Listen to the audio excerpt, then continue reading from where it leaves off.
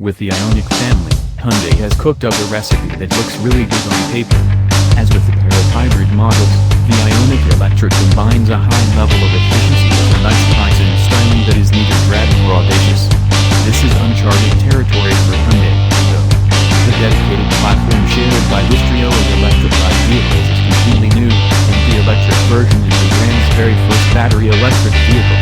Hyundai's approach means the Ioniq can carve out its own space in the market and capture the attention, in dollars, of eco-minded buyers on a budget. The three Ioniq offerings are all very similar, both in appearance and in underlying technology. The Ioniq Electric, though, is the only one without a gasoline engine, and, for that matter, without the 6-speed dual-clutch transmission the hybrids use. For propulsion, it relies solely on its 88 kilowatt, 118 horsepower, electric motor, which provides 215 pound-feet of torque. A 28 kilowatt-hour battery pack supplies the energy, giving it a respectable 124 miles of driving range between charges. Wait a minute, you might be saying, only 124 miles? The Chevy Bolt goes 238 miles on the full battery. Yes, that's right.